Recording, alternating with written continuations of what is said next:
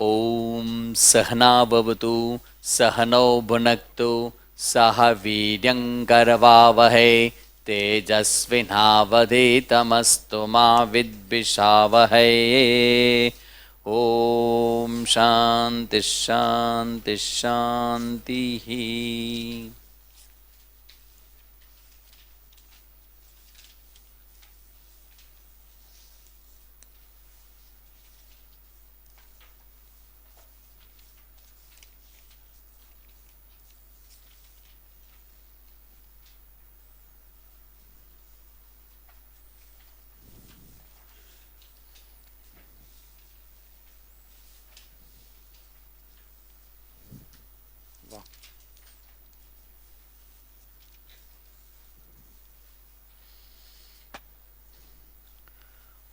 ઉપનિષદનું ચિંતન આપણે કરી રહ્યા છીએ, જે અંતિમ ચિંતન ગણાય છે. બધા જ વિચારોમાં અંતિમ વિચાર એ ઉપનિષદનો વિચાર છે, અને એ ઉપનિષદનો વિચાર કર્યા પછી બીજા કોઈ વિચારની આવશ્યકતા રહેતી નથી. કેટલુંક વિચારવાનું? અંતિમ વિચાર કયો હોય? વિચારના મૂળમાં જે તમને લઈ જાય એ અંતિમ વિચાર હોય, વિચારોનું મૂળ. કેમ કે આપણને જે જગત અનુભવાય છે, જેનાથી આપણે પ્રેરિત થઈ છીએ, એ જગતની અનુભૂતિ વિચારોથી થાય છે. આ આપણને સમજાતા બહુ વાર લાગી જશે. હજી આપણે એમ લાગે છે કે ફિઝિકલ જગત છે એનો આપણને અનુભવ થાય છે. એવું નથી. ફિઝિકલ જગતનો અનુભવ તો ફિઝિકલ ઇન્દ્રિયોને થાય, પણ તમને જે અનુભવમાં આવતું જગત છે એ ફિઝિકલ જગતનો અનુભવ નથી. એ તમને અનુભવવામાં આવતું જગત એ વૈચારિક જગત છે. તમારા વિચારોથી ઉત્પન્ન થયેલું જગત, અને તમે એનો અનુભવ કરો છો. એટલે આપણે જેમ કહીએ કે vote you think is everything, તો તમે જેવું વિચારો છો એવું તમારું આંતર જગત બને, અને એ આંતર જગત છે એ બાહ્ય જગતનો અનુભવ કરે. બહારનું જગત છે એનો અનુભવ એક પ્રકારનો છે, પણ એ અનુભવ ઉપરનું જજમેન્ટ, અનુભવ ઉપરનો મારો નિર્ણય, એનાથી મારું બીજું જગત ઉત્પન્ન થાય છે. આખી પ્રોસેસ ટેકનિકલ જે હું વાત કરું છું એને ડોંગરેજી મહારાજ કેવી રીતે કહેતા કે એક જીવ સૃષ્ટિ છે ને એક ઈશ્વર સૃષ્ટિ છે. આખો પ્રશ્ન છે ને એનું સમાધાન અહીંથી છે. એક જીવ સૃષ્ટિ ને એક ઈશ્વર સૃષ્ટિ. પ્રામાણિકતાથી તમે વિચારો કે તમને શું આવા બે અલગ અલગ સૃષ્ટિનો અનુભવ ક્યારે થયો છે? આપણા માટે બે સૃષ્ટિ છે કે એક સૃષ્ટિ છે? આપણા અનુભવમાં જે અનુભવ એ સૃષ્ટિ. બે સૃષ્ટિ છે જ નહીં. આ તો તમે કયો છો એટલે ખબર પડે છે એમ બે સૃષ્ટિ છે. એક જીવ સૃષ્ટિ ને એક ઈશ્વર સૃષ્ટિ. તો આખો જે પ્રશ્ન છે જેનાથી આ ચિંતન શરૂ થયું છે એ કઈ સૃષ્ટિથી કનેક્ટેડ છે? ઈશ્વર સૃષ્ટિનો પ્રોબ્લેમ છે કે જીવ સૃષ્ટિનો પ્રોબ્લેમ છે? That's all. હવે શબ્દ પાછો ફરી વિચારો. What you think is everything. What you think નો મતલબ જીવ સૃષ્ટિ. જીવ સૃષ્ટિ એટલે આપણને અનુભવ આવતું જગત. ભગવાને આપણને જીવન આપ્યું, સમય આપ્યો, પરિસ્થિતિઓ આપી. હવે આપણે અત્યારે જે જીવન આપ્યું છે એ જીવન એ આપણા માટે પ્રશ્ન છે કે સહજતાથી સ્વીકારી શકાય એવી ઘટના? આપણા જીવનમાં આપણને પ્રશ્ન છે કે સ્વીકારી શકાય એવી ઘટના? તો કે ના ના, પ્રશ્ન ઘણા બધા છે. પ્રશ્નનો મતલબ છે અસ્વીકાર. તમે એનો સ્વીકાર કરી શકતા નથી. પ્રશ્ન હોય ને તમને કેર પણ ન કરતા હો તો પછી એનું મહત્વ ચાલ્યું જાય. પ્રોબ્લેમ છે પણ ઇટ્સ ઓકે, જાઓ દે જાઓ દે જાઓ દે, એવું નથી થતું. પ્રશ્ન છે જીવનમાં, અને એ પ્રશ્ન પાછો મનમાં અનુભવાય છે અને પ્રાયોરિટીમાં અનુભવાય છે. કે જ ખબર પડે જ્યારે શાંતિ થાય, જ્યારે સારી સ્થિતિઓ આવે, તરત જ પાછું સ્થિતિમાં પહોંચી જવાય છે. બરાબર ને? જેમ કે હું તમને આપણે વારંવાર આ અનુભવ આપણે કરાવ્યો છે કે હવે કરાવતો નથી, કેમ કે મને એમ કે તમને આવડી ગયું છે એટલે કરાવતો નથી. પ્રકૃતિમાં જઈએ, સૃષ્ટિના એવા સરસ વાતાવરણમાં જઈએ તો મજા આવે કે ના આવે? ડોલ આશ્રમમાં જઈએ તો મજા આવે કે ના આવે? પ્રકૃતિમાં મજા આવે કે ના આવે? કેમ મજા આવે છે પ્રકૃતિમાં? ચાલો કયો તો, પ્રકૃતિમાં કેમ મજા આવે છે? જોજો આ પેલા અનુભવ કરે, હવે તમને સમજાવું શીખવાડું છું કેમ મજા આવે પ્રકૃતિમાં. ગંગામાં સ્નાન કરો, જેવા બાર હો નવા થઈને આવો. કા કેવી રીતે આવો? શું થાય છે? What happen? અનુભવ થાય. શું થાય ખબર છે? ખાલી ઈશ્વર સૃષ્ટિ તો બધી જગ્યાએ છે, પણ આપણી જીવ સૃષ્ટિ છે ને એ ત્યાં સસ્પેન્ડ થઈ જાય છે. તમે ઊંઘી જાવ છો ત્યાં શું થાય છે? તમે જ્યારે ઊંઘી જાવ છો ત્યારે શાંતિ થાય છે કે નહીં? અને શાંતિ ક્યારે થાય છે? તો શું કામ જાગો છો? સુતા રહ્યો ને ભલા માણા. પ્રોબ્લેમ તમને ને તમારા સિવાય બધાને થાય છે. તમે ઉઠો છો એટલે તમને પ્રોબ્લેમ થાય છે ને તમારા સિવાય બીજાને પ્રોબ્લેમ થાય છે. સાચું છે કે નહીં? સિંહ સૂતો હોય ત્યાં સુધી કેવી શાંતિ હોય. ઉઠે એટલે ધડબડ, અરે આમ કરો તેમ કરો ઓળનું. પણ તમે સુતા રહ્યો ને, રવિવાર શું માથાકૂટ કરો છો? તમે શું તો શાંતિથી ક્લાસમાં જાઓ, ગીતાજીના ક્લાસમાં, ઉપનિષદના ક્લાસમાં. કેમ? કારણ કે જીવ ઉઠે એટલે યાદ રાખો, જીવ સૃષ્ટિ ઉઠે. સ્વામીજીનું જે ભજન છે ને આખું, જે આ ચિંતન કયા ઉપનિષદનું ચિંતન છે? ના ચાલો તમે હાજર નથી ચિંતનની હારે. આ ચિંતન સ્વામીજી કરાવે છે કે હું જાગું એટલે સૃષ્ટિ જાગે, અને હું સુઈ જાય એટલે સૃષ્ટિ સુઈ જાય. કઈ ઉપનિષદ યાદ આવે? માંડુક્ય ઉપનિષદ. જાગ્રત, સ્વપ્ન અને સુષુપ્તિ.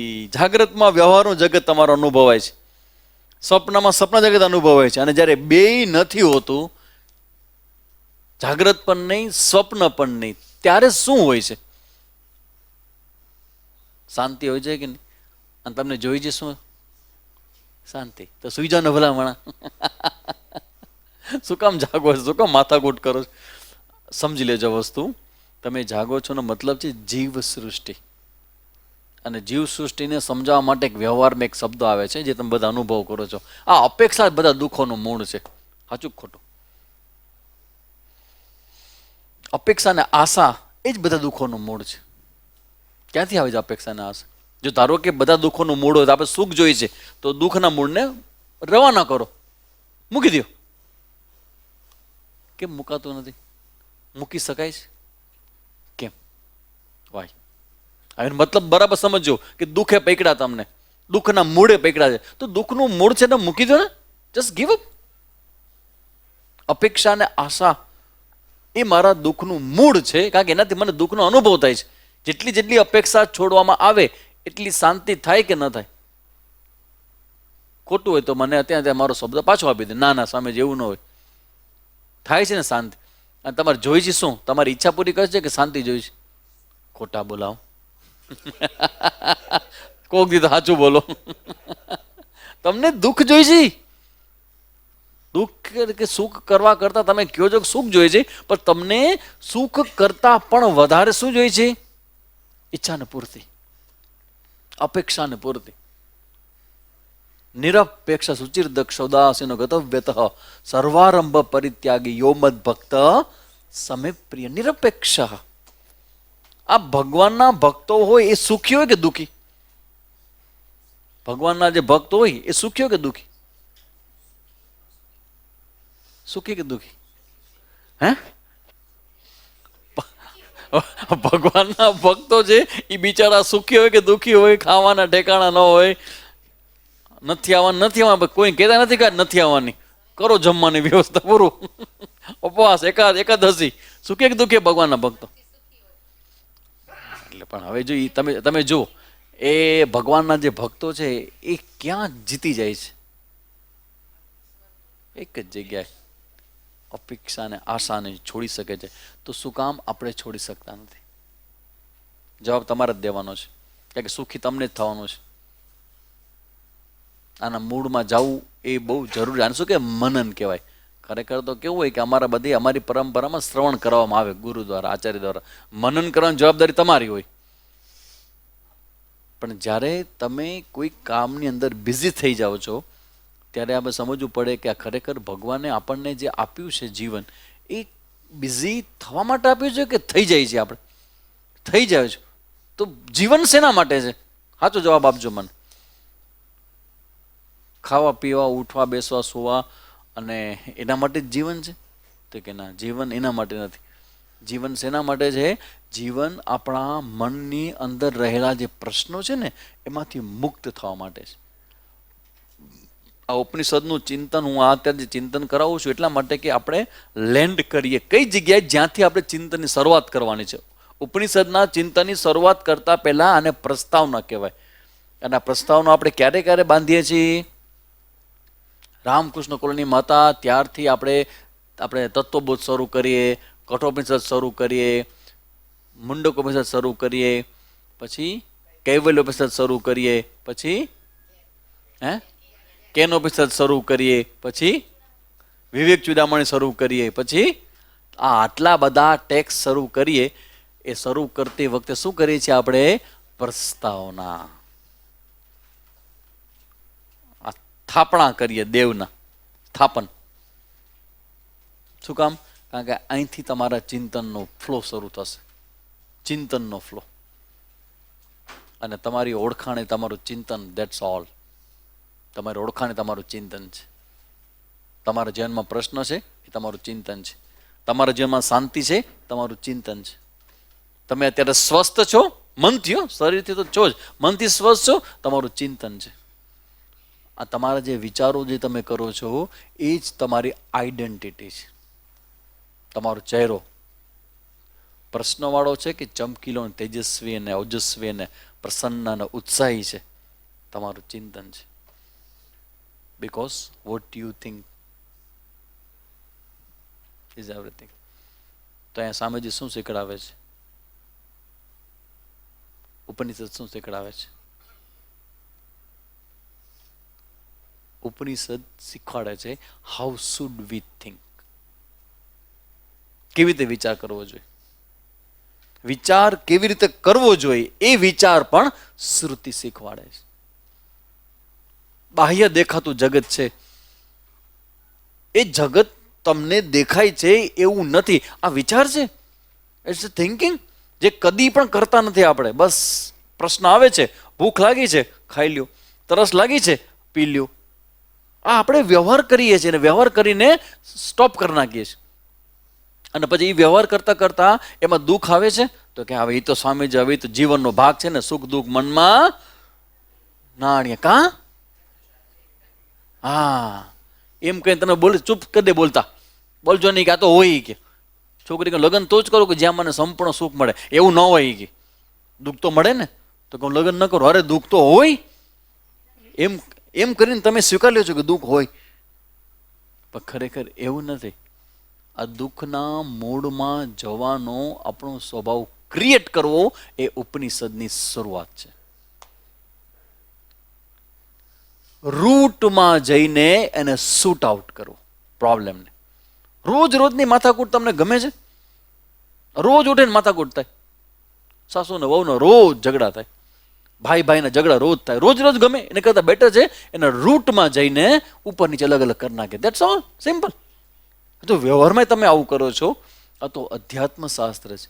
અને અધ્યાત્મ શાસ્ત્રની અંદર એ તમને શીખવાડે છે, આખું ઉપનિષદ શીખવાડે છે હાઉ શુડ વી થિંક. આપણે કેમ વિચારવું જોઈએ, આપણે આપણા સમયનો સદુપયોગ કેવી રીતે કરવો. આટા ફેરાને આશીર્વાદ કે ક્યાંક બિઝી થવું છે, સારી પ્રવૃત્તિ, ત્યાં ગયા ને ત્યાં ગયા ને ત્યાં ગયા ને ત્યાં ગયા, સાંજ પડે ને થાકીને સુઈ ગયા સર સાર. એટલે શું કે વ્યવહારમાં ઘડીની ફુરસદ નહીં ને, પાયની પેદાશ નહીં, ઘડીની ફુરસદ નહીં. એટલા બિઝી મળે શું? કાંઈ નહીં.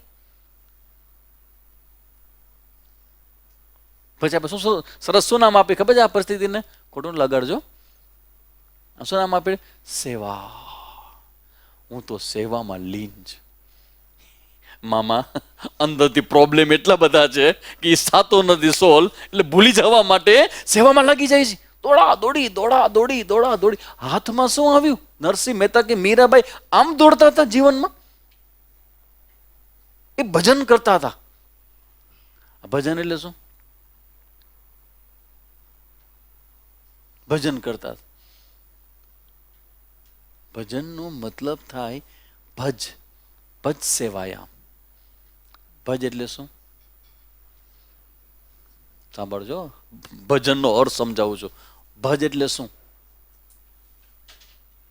ભજ એટલે સ્મૃતિ. સ્મૃતિ, યાદ કરું. કોને યાદ કરું? સૃષ્ટિના કારણને. અને યાદ કેટલું કરું? યાદ કરનાર એનામાં સમાય ન જાય ને ત્યાં સુધી. મીઠાની પૂતળી હોય, એ દરિયામાં જાય માપવા માટે, તો એ કહી શકે કે દરિયો કેવો છે, ટેસ્ટ કેવો છે, કેટલો છે? કહી શકે? માપવા જાય અંદર, શું થાય? પછી અવાજ આવે કોઈ? શું થાય? રાજી હૈ હમ ઉસમેં જિસમેં તેરી રજા હૈ. આ ક્યાંથી આવે? હમ રાજી હૈ ઉસમેં. આપણે બધું થઈ જાય તો વાંધો નથી. પ્રશ્ન ક્યારે થાય? સફળતા મળે ત્યારે કે નિષ્ફળતા મળે ત્યારે? પ્રશ્ન ક્યારે થાય? સફળતામાં તો કેવું સારું છે, અરે વાહ બાપુ, વાહ વાહ વાહ વાહ. ખરેખર આ બધી વસ્તુઓની પાછળ જે સમજવા જેવું એ છે કે આ જગત અને જગતનું ચાલતી રચનાઓ છે એને કેવી રીતે મારે જોવું જોઈએ. અને એક ખુલ્લી ખુલ્લી ખુલ્લી વાત છે કે તમે ધારો તો તમે જીવનમાં ક્યારેય દુઃખી નહીં થાઓ. ધારો, હવે તું ક્યારેય દુઃખી નહીં થાવ. ધારવાનો મતલબ એવો છે કે ના ઊંડાણમાં જવું પડે. કારણ કે દુઃખ ક્યાંથી આવે છે જોવું પડે. દુઃખ ક્યાંથી આવે છે? આમાં શું વાત થઈ આપણે? અપેક્ષામાંથી, આશામાંથી. તો એમાંથી કેવી રીતે છૂટાય? આવું અધ્યાય એમ નહીં છૂટાય. આ બધાને ખબર છે, બધા બોલે. અમારા ભજનની કોઈ ભજન બોલે ને પેલા એ પાછો એને એક્સપ્લેન કરે સરસ મજાને, જાણે આપણને ખબર જ ન હોય કાંઈ. એમાં સ્પષ્ટપણે બોલે કે આજે આપણી અપેક્ષાઓ જ દુઃખનું મૂળ છે. આશાઓ જ બધી દુઃખનું મૂળ છે. અપેક્ષા છોડો. આ બધા જ કહે. હું કાઉન્ટર ક્વેશ્ચન કરું, આ થાય? અપેક્ષા છૂટે? જો છૂટતી હોત તો કેટલા વખત પહેલા છૂટા થઈ આપણે ફ્રી થઈ ગયા હોત. નથી છૂટતી. શું કામ છૂટતી નથી? વાય?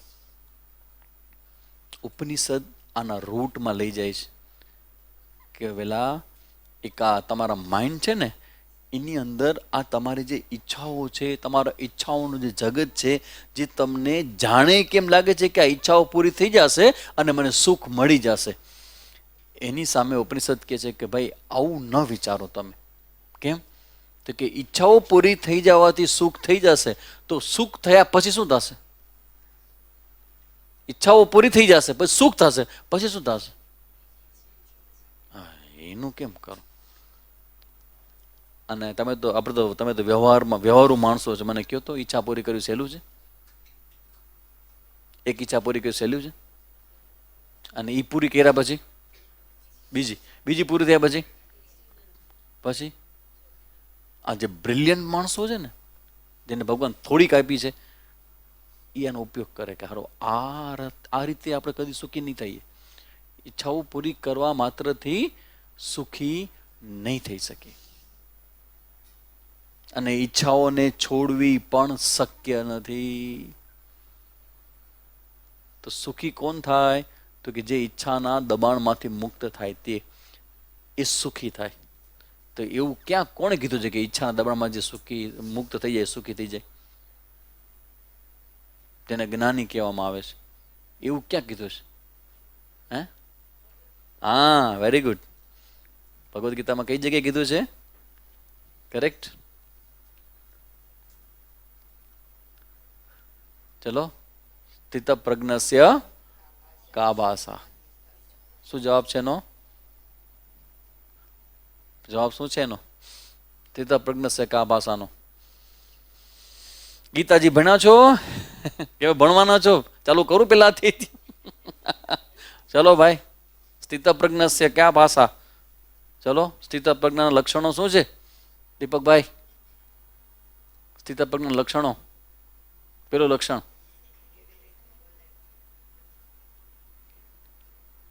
ભગવાનનો જવાબ શું છે એમાં? ના ના એવું નહીં, ભગવાન ગીતાનો જવાબ જોઈએ છે મને. એ તો ગીતાની અંદર મને ખબર છે. જવાબ શું એનો? પ્રજહાતિ યદા કામાન સર્વાન પાર્થ મનોગતાન આત્મન્યેવાત્મના. એટલે ઈચ્છા પૂરી થવાથી જે સુખી થાય એવું નહીં. સાવ જુદી વાત કરે ગીતાજી અહીંયા. ઈચ્છા પૂરી થઈ જાય સુખી થાય એવો નહીં, પણ કેવો વ્યક્તિ? આત્મની એવ આત્મના તુષ્ટ. તુષ્ટ એટલે સંતુષ્ટ. આનો આનો અર્થ સમજો. જ્ઞાની કોને કહેવાય? જેને પોતાના હોવાપણાથી જ સંપૂર્ણ સંતોષ છે. બીઈંગ, એક્ઝિસ્ટન્સ, મારું હોવાપણું, ધેટ્સ ઓલ, હું છું. વ્યવહારમાં આપણે શું કહીએ? એક મિત્રનું ઘર બળી ગયું, રાડા રાડીને દેકાર, ઓ બળી ગયું બળી ગયું બળી ગયું બળી ગયું, બધું બધું રાખ થઈ ગયું, ધમ પછાડા કરે. અને બીજો એનો મિત્ર આવ્યો, શું થયું શું થયું, જો તો ખરા બધું બળી ગયું. કે તું તો કે ના, મને કઈ નથી થયું. તો શું થઈ ગયું? સો વોટ, તું છો ને. આ હોવાપણું જે છે ને, એમાં જીવનનું રહસ્ય છુપાયેલું છે. જેને આની ખબર નથી ને, એને જગતમાં બહુ દોડવું પડે. તો જગતમાં જે લોકો દોડતા નથી, એ શું કામ દોડતા નથી? આપણે આટલું બધું શું કામ દોડીએ છીએ? જે શાંત થઈને બેસી ગયા છે, એ કેમ બેસી ગયા છે? એનો વિચાર કરજો. કારણ કે શું કામ ખબર છે?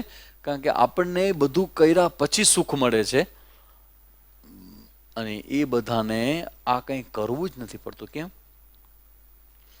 કારણ કે પોતાના હોવાપણાથી જ એને સંતોષ છે. આત્મનિયવાત્મના તુષ્ટ સંતુષ્ટ. તો પોતાના આત્માથી સંતોષ કેવી રીતે મળે? તમને તમારા હોવાપણે સંતોષ કેવી રીતે મળે? અત્યારે છે? જો હોય તો આ બધી અપેક્ષાઓ શું કામ તમે રાખો છો? આશાઓ શું કામ રાખો છો? તમે ઈચ્છાઓ શું કામ, ઈચ્છા શું કામ ભાગો છો? તમને તમારા હોવાપણાથી જ જો સંતોષ હોય તો તમે આટલું બધું ભાગો શું કામ છો? વાય? હોવાપણા સંતોષ નથી, તમને બીજું કંઈક જોઈ છે, એડ કરવું છે. અમુક માઇનસ કરવું છે ને અમુક એડ કરવું છે. તમારા હોવાપણામાં અમુક માઇનસ કરવું છે, અમુક એડ કરવું છે. બસ એના માટે દોડા કરીએ છીએ. તો પછી પોતાના હોવાપણાથી આપણને સંતોષ કેવી રીતે મળે? શ્રુતિ કહે છે કે તમે શું છો એ જાણી લેશો ને, તો તમને કાંઈ કરવું પડશે.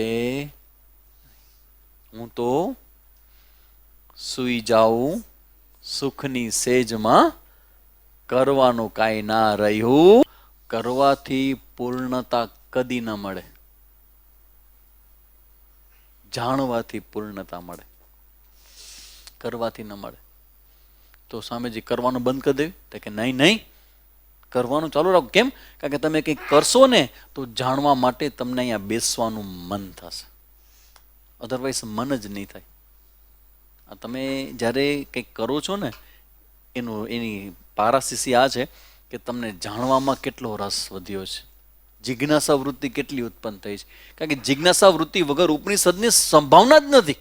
આ ઉપનિષદનું ચિંતન તો જ થાય કે તમારામાં જિજ્ઞાસા જાગે કે હારો આ રોજ રોજની માથાકૂટ, રોજના પ્રશ્નો, રોજની સમસ્યાઓને આ જગત ક્યારેય પૂર્ણ છે જ નહીં. All sorts you can not play. પૂજ્ય સ્વામીજી વારંવાર બોલતા કે મોટા મોટા પ્રોગ્રામ કરો, પ્રોબ્લેમ શું હોય મોટા મોટો? તમે જુઓ, આ કર્મની એક વિશેષતા છે કે પૂર્ણ કદી ન થાય. સન્માન કરવા જોઈએ. અત્યાર સુધીમાં કેટલાના કર્યા છે?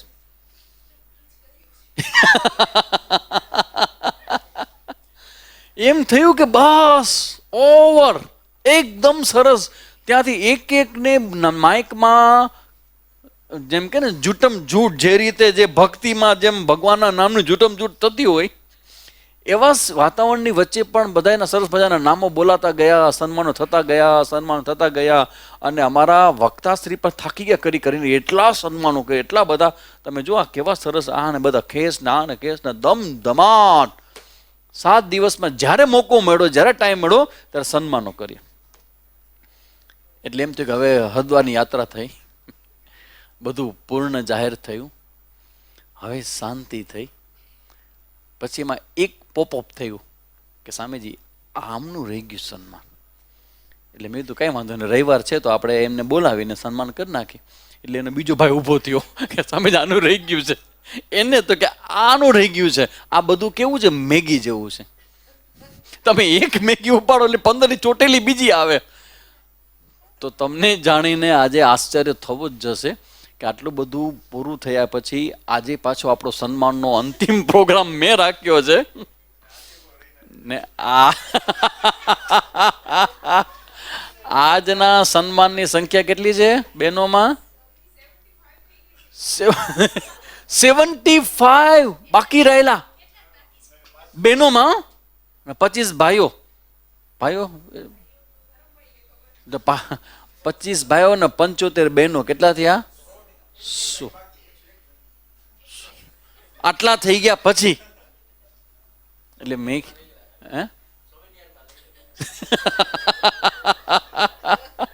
આ સાંભળનારો બધાને કહું છું, આ કોઈ દી કરજો નહીં. અમારા સ્વામીજીઓ કહેતા હોય કે ભાઈ કોઈ દી મંદિર ન કરવું, કારણ કે જેને કર્યું ને ખબર હોય કેવી તકલીફ પડે છે, કેટલા વિશે શું થાય. એમાં આવો પ્રોગ્રામ આપણે કર્યો છે. એટલે હવે અમારા પછીની જે પેઢી છે એને હું બહુ સારી સલાહ આપી શકીશ કે શું કરાય ને શું ન કરાય.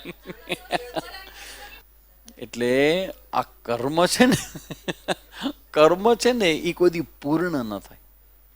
કહેતા તો મને કોઈક ભાઈ કે સ્વામી તમે ગમે એટલે સન્માન કરશો, એક રહી જશે, અને જે રહી જશે ને એ રોશે, બધાનું થયું મારું જ નથી.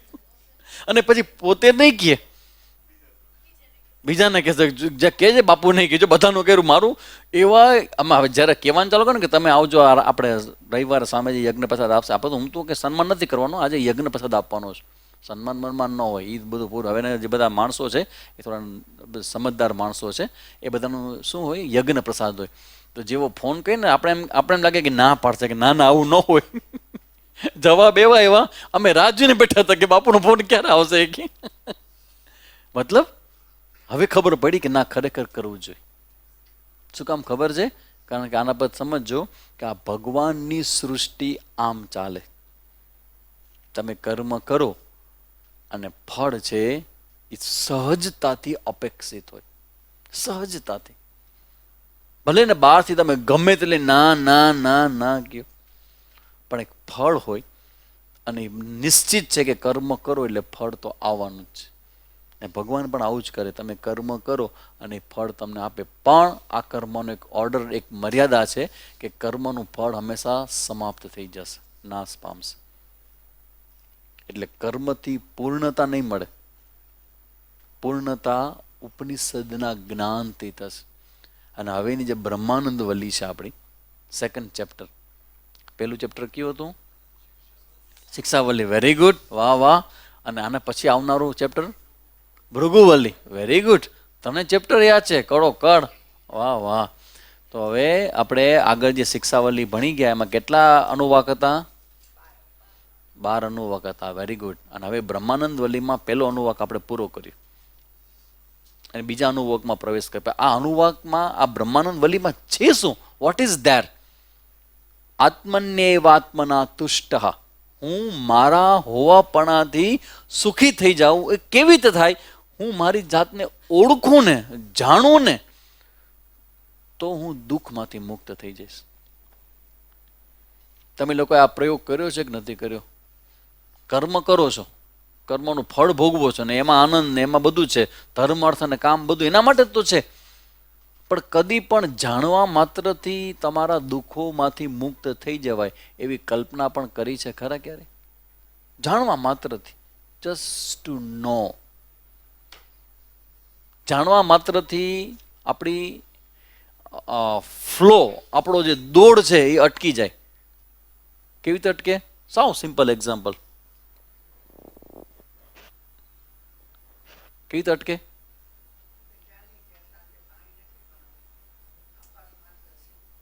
ચલો, કેવી રીતે અટકે? જાણવા માત્રથી.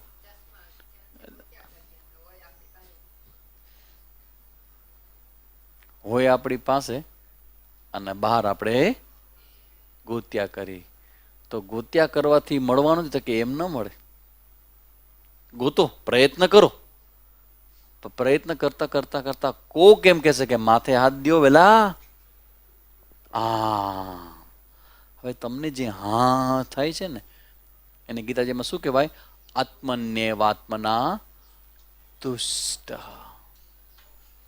પોતાના આત્માથી સંતુષ્ટ. કેવી રીતે ખબર છે? જ્ઞાનેન. તો સ્વામીજી આવી બધી વાતો કથામાં તો નથી આવી જી. તો કથા, ભાગવત કથા અને આપણો રવિવારનો આ ક્લાસ, એમાં ફર્ક શું છે? આવો આવી જાઓ. શું ફર્ક છે? ભાગવત કથા, સત્સંગ અને રવિવારનો આપણો આ ક્લાસ, એમાં ફર્ક શું છે? આ જે જ્ઞાન છે ને એ છે ખરા, પણ એ બ્રિલિયન્ટલી એના પર એક્સપોઝર નહીં આપવામાં આવે. બ્રિલિયન્ટલી છે. ભાગવતના એકાદશ સ્કંદ છે ને એ જ્ઞાનથી ભરપૂર છે. તમે કોઈક એવો કથાકાર, કોઈક એવી કથા ગોતીને લઈ આવો કે જેમાં 11મો સ્કંદ સારી રીતે ભણાવવામાં આવ્યો હોય. સ્વામીજી આવી ગયા. અરે વાહ. છે કોઈ કથાકાર તમે જોયો છો? કથાની જ વાત કરું છું. 11મા સ્કંદની ચર્ચા કોઈ કરી રહે? ચલો, ભાગવતના શોખીન કોણ છે આમાંથી? હા સાહેબ, 11મો સ્કંદ કોઈ કથાકારે નથી કર્યો. આસન રાખો. That's all. ને 10મો સ્કંદ કેવો? આ જો મારો ઝઘડો અહીંયા જ શરૂ થયો હતો કે ભાગવતની કથાનું જ્યારે કાર્ડ હોય, આઈએ महाराज जी आइए, आइए इधर आइए, बैठे, आइए आइए, सुबोध मुनि जी आ गए हैं, आइए महाराज जी, आइए आइए, बैठिए. प्रथम भक्ति संतन कर संगा. आइए बैठिए. बैठी बैठी बैठी.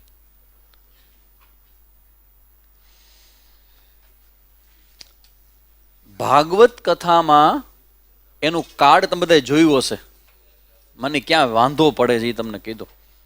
બહાર તો ન કહો, તમારી પાસે તો કહી શકું ને. ભાગવત કથાનું જ્યારે કાર્ડ તમે જુઓ ત્યારે કાર્ડમાં હંમેશા કયા ભગવાનનો ફોટો હોય છે ઉપર? કૃષ્ણ ભગવાનનો. બરાબર. એની ભેગું કોણ હોય? ના ના, કોઈ દી હોય? કૃષ્ણ ભગવાન બીજું કોણ હોય? રાધા. રાધા અને કૃષ્ણનું. તો ભાગવતમાં રાધા કૃષ્ણની ચર્ચા કઈ જગ્યાએ કરવામાં આવી છે? ભાગવતમાં કયા સ્કંદમાં? 10મા સ્કંદમાં. તો 1 થી 9 શું કર્યું છે? 1 થી 9 શું થયું છે? આપણે બધામાં કથા પૂરી કરી. અવતારોની ચર્ચા છે કે નહીં? અને કૃષ્ણ પેલા કેટલા અવતાર છે? 23. અને 23 અવતારોની ચર્ચા થયા પછી કૃષ્ણ ચર્ચા આવે. અને 23 અવતારો પછી અવતારો સાથે એના ભક્તોની પણ ચર્ચા છે કે નહીં? અને કૃષ્ણની ચર્ચા કયા સ્કંદમાં છે? 10મા સ્કંદમાં. અને પછી 11મા સ્કંદમાં શું છે? જ્ઞાન. અને 12મા સ્કંદમાં તો ફલશ્રુતિ. That's all. આ 12 સ્કંદનો આવડું મોટું ભાગવત, 10મા સ્કંદમાં ખાલી કૃષ્ણની કથા. તો ભાગવતમાં આટલું બીજું બધું પણ છે, તો એને કેમ એક્સપોઝર નથી મળતું? That is a thing. અને સૌથી મોટો ક્વેશ્ચન કે 11મા સ્કંદને કેમ ટચ કરવામાં નથી આવતો? આપણે જ્યારે કથા કરી હતી, આપણો વિષય જ આ છે, જ્ઞાન. અને મેં પછી શ્રોતાઓને બાજુમાં મૂકી અને 11મા સ્કંદની ખૂબ સરસ ચર્ચાઓ આપણે જોઈ હતી. કેમ કે આપણો વિષય છે ને આપણે કરી છે. તમે બધા સાંભળનારા હતા એટલે 11મો સ્કંદ ટચ કરે. બાકી બીજા કોઈ પણ કથાકાર છે 11મો સ્કંદ ટચ નહીં કરે. कथाकार किसी को भी बोलना तो पहले बोलो कि 11वां स्कंद आपको पढ़ाना पड़ेगा अच्छी तरह से. જ્ઞાનની ચર્ચાઓ જબરજસ્ત છે. શું કામ? કારણ કે એનો વિષય ત્યાં નથી. શું કામ? આટલા બધા બહેનો, આ બધા મોટા ભાગે કથામાં તો મને કહેવાય 3:30 વાગે ચાલુ થાય કથા, અને પછી કઈ બાજુનું ઓડિયન્સ સૌથી પહેલા પેક થાય? બહેનો. બધા આટલા બધા બહેનો બેઠા હોય, ત્યાં જ્ઞાનની ચર્ચાઓ કરે તો બેસેક ભાગી જાય. કેવી રીતે કરે ચર્ચા? તો આપણો આ રવિવારનો જે સત્સાયનનો જે ક્લાસ છે એમાં આપણે આ તત્વની ચર્ચાઓને ડેપ્થમાં જોઈએ છીએ. પણ એટલું યાદ રાખજો કે આમાં જવું હશે, આ જ્ઞાનમાં, તો તમારી પાસે એ દસમ સ્કંદમાં કરેલા ભગવાન ચર્ચામાં એ ભગવાન પ્રત્યે તમારું હૃદય ભીનું થયેલું હોવું જોઈએ. કૃષ્ણ કથા એ કથા, બાકી સબ માનો છો કે કયો છો?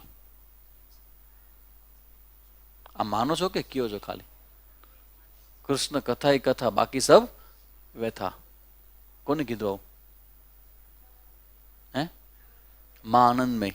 એમના જીવન વિશે કોણ જાણે છે આમાંથી? જીવન ચરિત્ર. હા, ડૉક્ટર સાહેબ વાંચી જોયું છે ને? ફિઝિકલ રૂબરૂ મળવાનું થયું છે ક્યારે? સ્વામીજી મિલે માં આનંદમય. આ જેણે આવું કીધું ઉનકા જીવન कैसा था? આ શબ્દો જેને કીધા એનું જીવન કેવું હતું? કૃષ્ણમય, ભગવાનમય. તો કહેવાનો મતલબ કે ઈશ્વરમય જીવન થાય એ પહેલું ગ્રોથનું લક્ષણ છે. અને જેનું જીવન કૃષ્ણમય બને એ પછી રવિવારના ક્લાસમાં એન્ટ્રી કરે. અને કૃષ્ણમય જીવન નહીં થયું હોય કે સાંસારિક માનસિકતાઓમાંથી તમે મુક્ત નહીં થયા હો, તો અહીંયા આવો તો શું થાય? હે? સમજાય નહીં, કંટાળો આવે.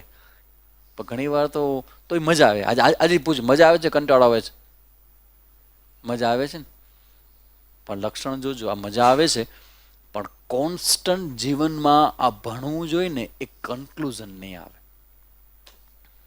ટેમ્પરરી મજા આવશે કે આ મજા આવે, અને હવે તો વિશેષ મજા આવે છે ક્લાસમાં. પેલે ઇતની સંખ્યા નહીં થી મહારાજજી. મારી આ વ્યક્તિત્વને કારણે ઘણા માણસો રાહ જોઈને બેઠે કે જોક આવ્યો નહીં, હજી જોક આવ્યો નહીં. આજે તો બહુ ગંભીર રહ્યું. આજે તો બાપ સ્વામીજી બહુ મોટી મોટી વાત કરી, આપણું કામ નહીં. પછી ગાડીમાં બેસીને ચર્ચાઓ થાય કે સ્વામીજી કે બહુ હાઈ લેવલની વાત છે, આપણું કામ નહીં. વચમાં હળવાશ સ્વામીજી કરે ને એ થોડું ગમે આપણને. કેમ? કારણ કે તત્વની વાત છે. બ્રહ્માનંદ વલી એ પ્યોર માખણ છે, અને એનું વલણું થશે, અને એનું જે ઘી બનશે એને ડાયજેસ્ટ કરવા માટે આપણા હૃદયની શુદ્ધિ જોશે, અંતઃકરણની શુદ્ધિ. આપણું મન, બુદ્ધિ, ચિત્ત, અહંકાર શુડ બી પ્યોર. પ્યોરનો મતલબ છે આપણી અંદર ઇન્ટેન્શન છે ને એની ક્વોલિટી બદલવી પડશે. કોઈ મને હમણાં પૂછે કે સામે આવડો મોટો પ્રોગ્રામ કર્યો, ફાયદો શું થયો? એટલે પૂછવાનું શરૂ કર્યું, ક્યાં ક્યાં ફાયદો તમે જોયો? મેં સૌથી પહેલાં અમારી સાથે દોડનારા 110 યુવાનો હતા.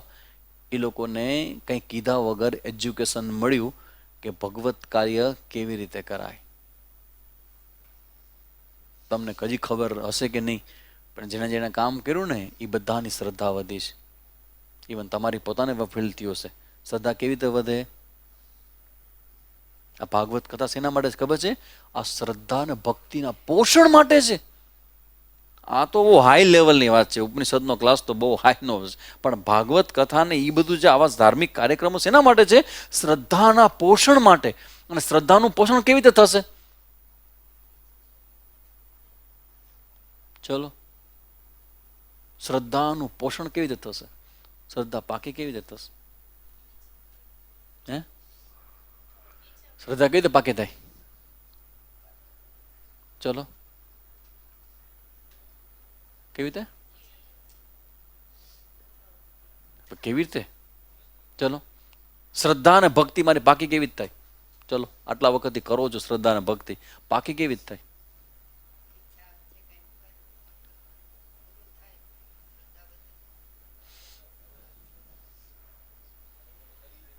હા, દીપકભાઈ, સંકલ્પથી શ્રદ્ધા ન વધે. હે? આ પૂર્ણ વિશ્વાસ પર કેવી રીતે આવે? હાવ આવી બધી કથાઓનું આયોજન છે એ આપણી શ્રદ્ધા ભક્તિને વધારનારું છે. કેવી રીતે વધારે? જેને આપણે વ્યવહારમાં, અધ્યાત્મ જગતમાં નહીં હો, જેને આપણે વ્યવહારમાં ચમત્કાર કહીએ છીએ, વ્યવહારમાં જેને ઇમ્પોસિબલ કહીએ છીએ, અને એ જ્યારે થાય ને ત્યારે શું વધે? શ્રદ્ધા. ભગવાન શું કે ગીતામાં? જે વ્યક્તિ જેવી શ્રદ્ધા કરે ને એવી એ શ્રદ્ધાને હું પાકી કરું છું. તો હું તમને પૂછું કે આ જેટલું આપણે કામ કર્યું, આટલું કામ કરવાનું છે એવું આપણું ટાર્ગેટ હતું? નહોતું. જેવું વિચાર્યું હતું એવું થયું? એનાથી વિશેષ થયું. તમારી જેવું શક્તિ હોય એવું તમે કરો, અને જેવું કરો એવું તમને દેખાય. પણ આ તો કેવું થયું? તમે કર્યું આટલું અને દેખાણું કેવડું? તો આ કોને કર્યું માલતીબેન? હે? શ્રદ્ધા વધી? હે? આપણા કરવાથી થાય એવું નહીં, પણ જ્યારે એ કરે ને, वारंबार स्वामी जी बोले वो तो उनके गुरुजी की गोद में बैठा है हमारा गुरु भाई. હું કહું ને स्वामी जी कैसे होगा, अभी ये इतना खर्चा होगा, इतना होगा. आपके साथ बहुत बड़ी सत्ताएं काम कर रही, બધા માટે, એક સાથે નહીં, બધા માટે.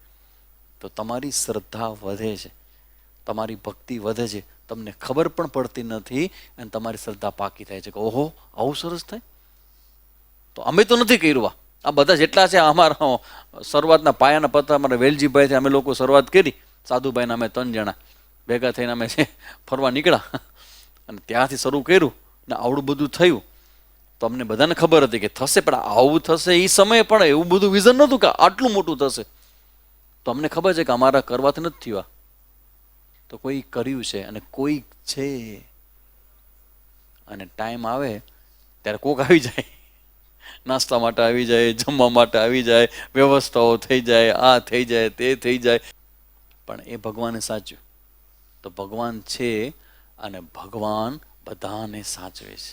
આ શ્રદ્ધા પાકી કથાથી થાય, અને પછી આવું થાય ને એટલે પછી રસ પડે. તો સ્વામીજી ભગવાન કેવો હશે?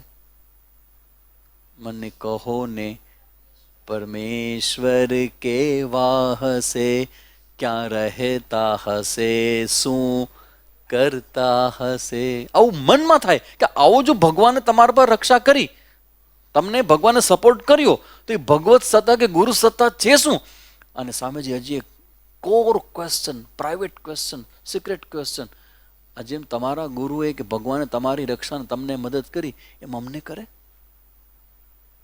તો રસ્તો બતાવો ને. કારણ કે અમને પ્રોબ્લેમ ઘણા છે, અને તમને ખબર પડે કે ભગવાન તમારી ભેગો આવી જાય. તો આ તો એક કામ થયું જીવનના બધા જ. અમે તો આ એક કામ, અમારા માટે એક કામ નથી.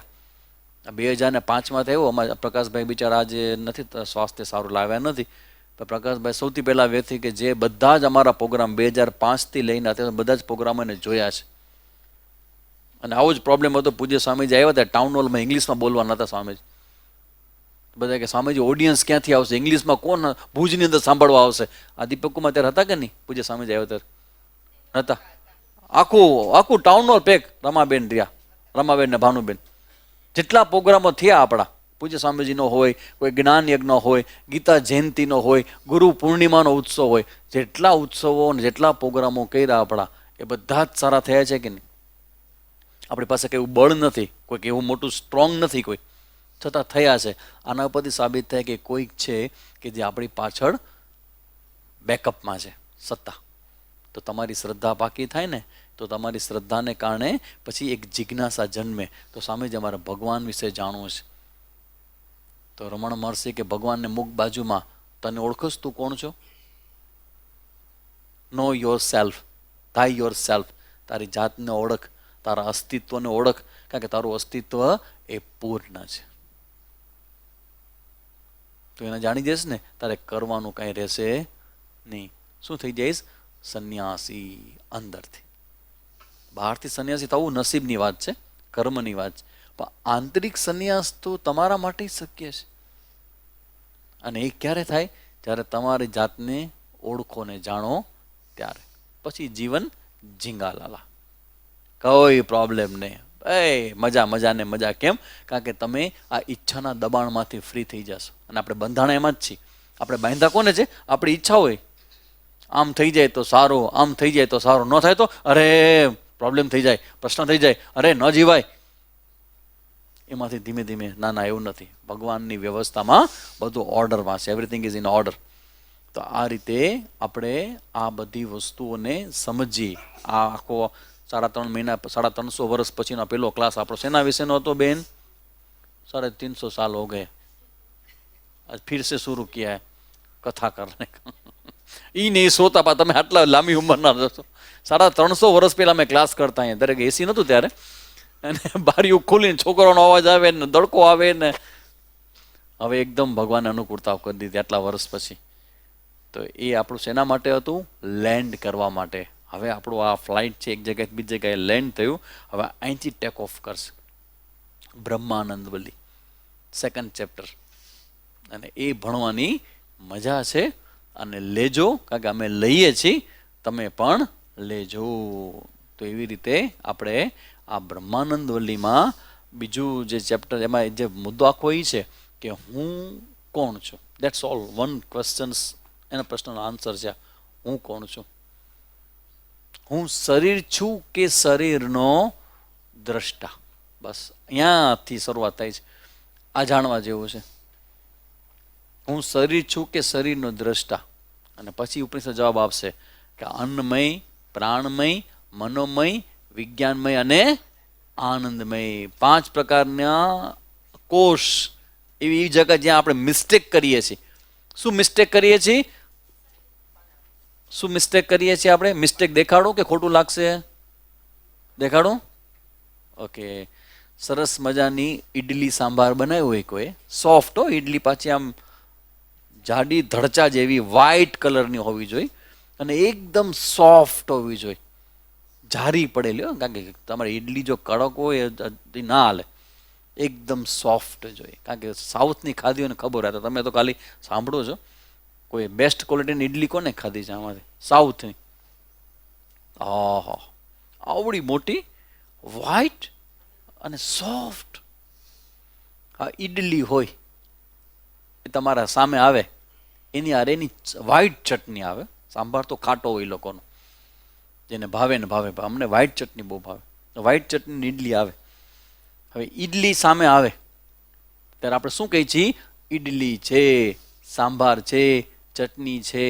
અચ્છા, આ ઈડલી છે, તમે ને તમારા ઈડલીમાં શું ફરક છે? હલો ભાઈ, તમારામાં ને ઈડલીમાં શું ફરક છે? ચલો ના, ફરક પેલા કયો, શું ફરક છે? ક્યાં જાય છે એ પ્રશ્ન નથી. ઈડલી દ્રશ્ય છે ને તમે દ્રષ્ટા છો, બરાબર ને? બે એક તો નથી કે બે એક જ સ્ટેટસમાં છો. ના ના, અલગ અલગ છે. ઈડલી છે ને તમે ઈડલીના ખાનારા છો. હવે જ્યારે તમે ઈડલી ખાવ છો ત્યારે ઈડલી શું થઈ જાય છે? તમારા શરીરમાં જાય છે.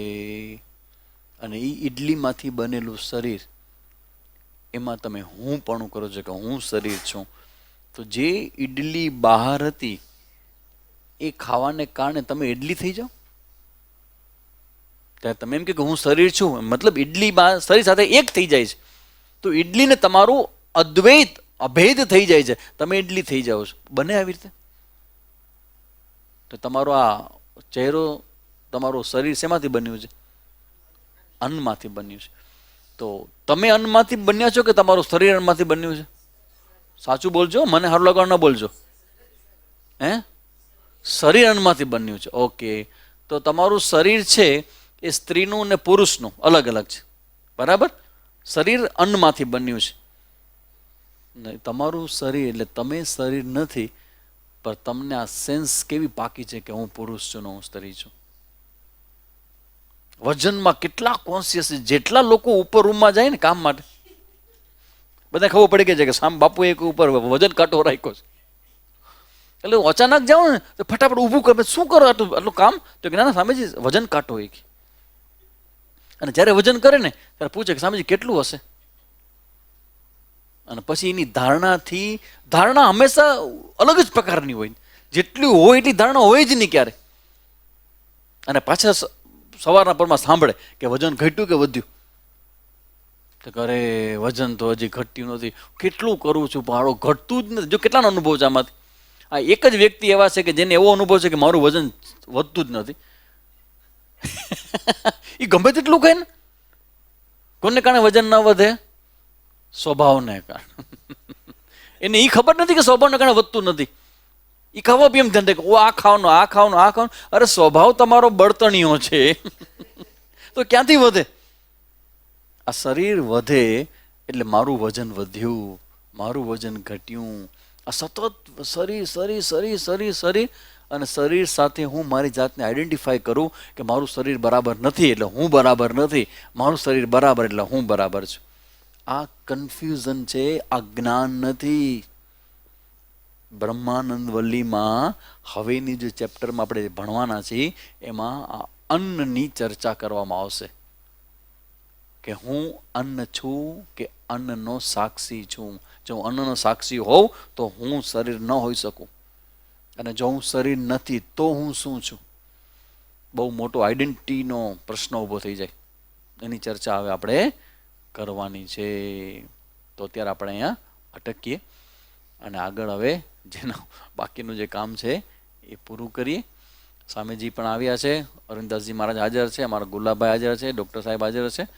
એ બધાના હાથે જે લોકોનું છે એ બધાને આપણે કંઈક પ્રસાદ દેવાનો, યજ્ઞ પ્રસાદ એ દેશું. ફરી પાછા હવે એવું છે કે આવનારા દિવસોની અંદર આપણો આ રવિવારનો ક્લાસ તો ચાલશે, પણ 2 પ્રસંગો આપણા છે. એક પ્રસંગ એવો છે કે ઘણા લોકોને એવું છે કે આટલું બધું અમે યજ્ઞ કાર્ય કર્યું તો ક્યાંક તીર્થ સ્થાને જવું જોઈએ. તીર્થ સ્થાને ક્યાં જશું? તીર્થ સ્થાન, કારણ કે આવડું મોટું પ્રસંગ અમે કર્યો, તીર્થ સ્થાને અમે જવું જોઈએ. ક્યાં જશું આપણે તીર્થ સ્થાનમાં? હે? ના થોડુંક